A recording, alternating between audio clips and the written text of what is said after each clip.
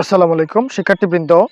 অন্যান্য দিনের মতো আজকের ক্লাসে থাকবে এসএসসির একটা সবচেয়ে ইম্পর্টেন্ট সম্পাদ্য, যেই সম্পাদ্যটা আমাদের এর আগের অনেক মানে এসএসসি এক্সামে এসেছে।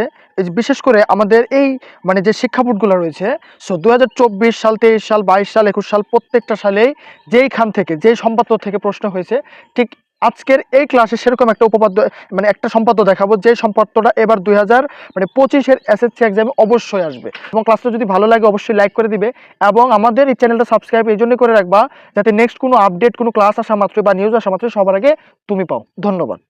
সো শিক্ষার্থীরা খেয়াল করো, আমি লিখে রাখছি তোমাদের এসএসসি যে ম্যাথ বইটা আছে সেখানে অবশ্যই এটা পাবে, যে একটা ত্রিভুজের ভূমি সংলগ্ন দুইটি কোণ ও ত্রিভুজটির মানে পরিসীমা দেওয়া আছে, সুতরাং ত্রিভুজটি আঁকতে হবে। এই সম্পর্কটা বারবার প্রশ্নে আছে। সো আমি ধরে নিছি একটা ত্রিভুজের কোণ হচ্ছে এক্স এবং আরেকটা কোণ হচ্ছে ওয়াই, এবং সেটা কত ডিগ্রি করে সেটা বলা নাই। তোমাদের প্রশ্নে অবশ্যই বলা থাকবে এক্স এবং ওয়াই এর মানে ভ্যালুটা বলা থাকবে, সেটা কত ডিগ্রি করে, ঠিক আছে। আর ত্রিভুজের পরিসীমাটা ধরে নিছি পি। আচ্ছা, পি সমান কত সেন্টিমিটার ধরেছে সেটাও কিন্তু আমি এখানে উল্লেখ করি নাই, কারণ হচ্ছে তোমাদের প্রশ্নে যখন এখানে উল্লেখ করা থাকবে যে পরিসীমাটা কত সেন্টিমিটার, আচ্ছা সেটা 10 না 12 সেন্টিমিটার না 8 সেন্টিমিটার সেটা উল্লেখ করা থাকবে। তো শিক্ষার্থীরা আজকের এই সম্পাদ্যটা খেয়াল করে দেখে নাও, যদি সম্পাদ্যটা তুমি আর্ট করতে জানো অবশ্যই কমন পড়বে এবং সম্পাদ্যের মধ্যে অবশ্যই 4 মার্ক থাকবে। সো আমরা চেষ্টা করব যাতে 4-এর মধ্যে 4 পাই, কেমন? সো শিক্ষার্থীরা এই ডাটাগুলো দেওয়া থাকার পর আমাদের প্রথম কাজ হচ্ছে একটা বড় করে একটা রেখাংশ নিয়ে নিবা, কেমন? আমাদের যতটুকু পরিসীমা আছে ঠিক তার চাইতে একটু বড় করে কিনে নিবা, একটা রেখা নিয়ে নিবা। আচ্ছা, রেখাটা নেওয়ার পরে আমাদের নেক্সট কাজ হচ্ছে যে এখানে আচ্ছা রেখাটা নেওয়ার পরে আমাদের কাজ হচ্ছে যে পি বাহুর এই সমান করে, যেমন আমি পি ভ্যালুটা ধরেছিলাম এতটুকু, পি এর সমান করে খেয়াল করো শিক্ষার্থীরা, আমি পি এর সমান করে দেখাচ্ছি। এখানে পি এর সমান বলতে একটু কেটে নিচ্ছি। আচ্ছা ঠিক আছে, পি থেকে সামান্য অংশ বাদ দিয়ে আমি এতটুকু কেটে নিচ্ছি। এখানে যে বাহুটা নিয়েছিলাম সেই বাহুটার সমান করে আমি এই রেখাটা করে নেবো, যে কেটে নেবো। খেয়াল করো, আশা করি শিক্ষার্থীরা তোমরা দেখতে পাচ্ছ। আমি কাটার পরে এখন এই যে এক্স কোণ আর আছে কি ওয়াই কোণ, এই দুটা কোণের সমদ্বিখণ্ডক আমাকে এইখানে নিতে হবে। সো আমি চাইলে সমদ্বিখণ্ডকটা এইখানে সলভ করে আসতে পারি, জাস্ট সমদ্বিখণ্ডিত শেষ করে দেন ওই ভ্যালুটা এই জায়গায় বসাবো। সো এক্স কোণটাকে যদি সমদ্বিখণ্ডিত করতে চাই, তোমরা জানো যে মানে সমদ্বিখণ্ডনের যে শর্ত সেটা হচ্ছে অর্ধেকের বেশি ব্যাসার্ধ নিবা, যে বৃত্তচাপটা থাকবে অর্ধেকের বেশি ব্যাসার্ধ নিয়ে এই জায়গায় কাটতে হবে শিক্ষার্থীরা। তারপর ঠিক একই ব্যাসার্ধ নিয়ে আমরা যেই পয়েন্টে মিলেছে এই পয়েন্টে কেটে দিলাম, কেমন?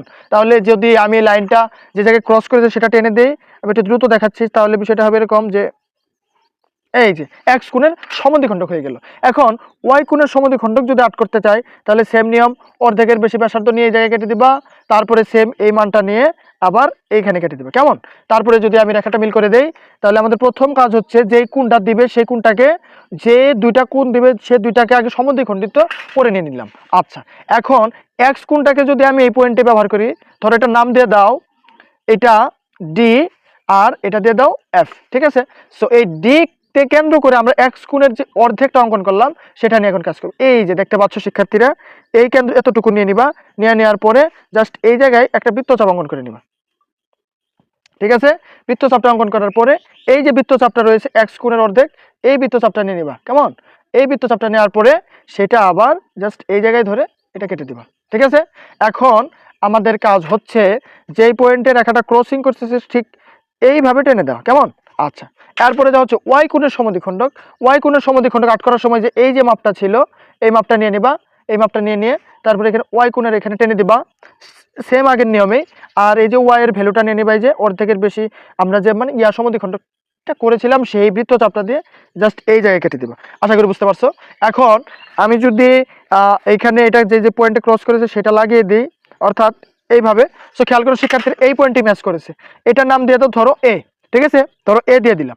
এখন এ কে কেন্দ্র করে এই যে কোণটা অঙ্কন করেছি না, এই কোণটার নাম কি half of x, half of x কোণ, হাফ অফ এক্স কোণ। আর এই যে কোণটা আট করেছিলাম সেটা হাফ অফ ওয়াই কোণ, মানে ওয়াই কোণের অর্ধেক আর এটা এক্স কোণের অর্ধেক। এখন এই কোণটা এ তে কেন্দ্র করে এখানে অঙ্কন করে নেব, কেমন? তাহলে যদি আমি এই যে এই ব্যাসার্ধটা আবার নিয়ে নিই, এই চাপটা নিয়ে নেওয়ার পরে একে কেন্দ্র করে তোমরা জাস্ট এই ডি এর দিকে এরকম একটা রেখা টেনে নিবে, কেমন? তারপরে এই যে ব্যাসার্ধটা দেখতে পাচ্ছ তোমরা এক্সের, এইখানে এক্সের অর্ধেকের যে ব্যাসার্ধটা নিয়েছিলাম সেম ওই ব্যাসার্ধটা নিয়ে যদি আমি জাস্ট এই পয়েন্টে কেটে দিতাম, যেমন হচ্ছে ধরো এখানে ধরে এই পয়েন্টে, সরি কম্পাসটা নাড়ানো যাবে না, এই পয়েন্টে কেটে দিলাম, কেমন? এখন এ থেকে যদি এই ক্রসিং পয়েন্টটা আমি এইভাবে টেনে দিই, ক্রসিং পয়েন্ট এইভাবে টেনে দিই, তাহলে একটা বাহু পাবো। আবার সেমভাবে এই যে ওয়াই এর অর্ধেকটা দেখতে পাচ্ছ না, এই ওয়াই এর অর্ধেকটা নিয়ে যদি আমি জাস্ট এইভাবে অঙ্কন করি যে অর্ধেকের ইটা নিয়ে নিলাম, নেওয়ার পরে এখানে কেটে দিবা, এইখানে এইভাবে কেটে দিবা, কম্পাসটা নাড়ানো যাবে না, কম্পাস নাড়ানো যাবে না, এইভাবে, ঠিক আছে শিক্ষার্থীরা। তারপরে এই যে অর্ধেকের বেশি ব্যাসার্ধ ছিল এই যে এই চাপটা নিয়ে নিবা, নেওয়ার পরে তোমরা জাস্ট এই পয়েন্টে কেটে দিবা। আচ্ছা, যেই পয়েন্টে ক্রস করেছে ঠিক সেখান থেকে এ বিন্দু থেকে এইভাবে ক্রসিং করে টেনে দিবা।